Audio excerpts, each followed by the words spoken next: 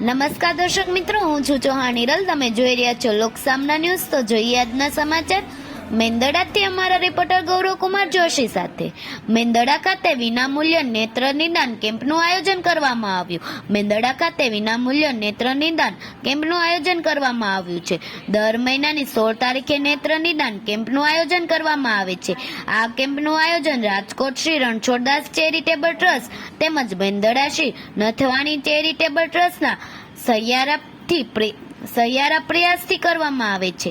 આ કેમ્પમાં દર મહિને 250 થી 300 ઓપીડી થાય છે. તેમાં આશરે 100 થી 125 આજુબાજુ દર્દીઓના આંખના ઓપરેશન કરવામાં આવે છે.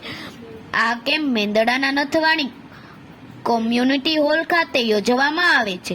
આ કેમ્પમાં સેવા ભાવે લોકો દ્વારા અનેરી સેવાઓ કરવામાં આવે છે. આ કેમ્પમાં દાતાઓ દ્વારા આવેલા દર્દીઓને ભોજન પણ કરાવવામાં આવે છે અને મેંદડાથી રાજકોટ ઓપરેશન માટે બસના માધ્યમથી લઈ જવામાં આવે છે. તેમજ ઓપરેશન થયા બાદ બસના માધ્યમથી જ પરત મેંદડા પહોંચાડવામાં આવે છે. આ કેમ્પમાં વિનામૂલ્ય સેવાઓ આપવામાં આવે છે. આ તકે મેંદડાના જાગૃત નાગરિક ગૌરવકુમાર જોશી દ્વારા લોકોને એક અપીલ કરવામાં આવી છે કે મેંદડા તાલુકા તેમજ આજુબાજુ તાલુકાના લોકો પણ આ કેમ્પનો વધુમાં વધુ લાભ લે અને આ કેમ્પમાં વિનામૂલ્યે સારવાર મેળવે. જય જલારામ. રણછોડદાસ ચેરિટેબલ ટ્રસ્ટ રાજકોટ તથા નથવાણી ચેરિટેબલ ટ્રસ્ટ મેંદડા સહિયારા પ્રયાસથી વિના મૂલ્યે નેત્ર નિદાન કેમ્પનું મેંદડા ગામે કરવામાં આવે છે.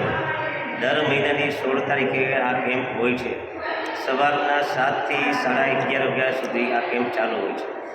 જે દર્દીઓ ઓપરેશનમાં જવાના હોય છે તેમને ભોજન પણ કરાવીએ છીએ. અંદાજિત 250 થી 350 સુધી ઓપીડી થાય છે. દર મહિને 75 થી 100-125 દર્દીઓ ઓપરેશનમાં જાય છે. સુરેશભાઈ, આ કેમ્પનું આયોજન કેટલા સમયથી ચાલે છે? આ કેમ્પનું 25 વર્ષથી આ કેમ્પ સતત ચાલુ છે. અને બીજા કોઈ દાતાઓ ખરા કેમ્પ માટે? દર મહિનાના એક દાતા હોય છે. 12 મહિનાના 12 દાતા છે. આ મહિને કેમ્પ અરુણાબેન ભૂરાભાઈ સાકરિયાનો છે. હસ્તક છે જગદીશભાઈ સાકરિયા અને જીતુભાઈ સાકરિયા. આ કેમ્પમાં જે દર્દીઓ જવાના હોય છે તેમની સાથે જવાના હોય છે. એકદમ સ્વાસ્થિક ભોજન તેમને કરવામાં આવે છે અને સાથે સાથે અહીંયા દર મહિનાની 16 તારીખે નંબર ચેક કરવામાં આવે છે અને જેને ચશ્મા પણ આપવામાં આવે છે. નથવાણી ચેરિટેબલ ટ્રસ્ટ દ્વારા જે 16 તારીખે કેમ્પનું આયોજન કરવામાં આવે છે તેમાં અમે તપાસ કરાવવા આવ્યા છીએ અને દર્દીઓને ખૂબ સારી વ્યવસ્થા આપવામાં આવે છે. વ્યવસ્થિત તપાસ કરી અને ભોજન કરી અને એમને બસમાં બેસાડવામાં આવે છે અને દર્દીઓની પૂરેપૂરી કાળજી લેવામાં આવે છે. અહીંયાથી જે દર્દીઓને રાજકોટ લઈ જવામાં આવે છે ત્યાં એની પૂરેપૂરી કાળજી રાખવામાં આવે છે અને ત્યાંથી પાછા બસમાં બેસાડી અને અહીંયા સુધી લઈ આવે છે તેની પણ પૂરેપૂરી કાળજી રાખે છે.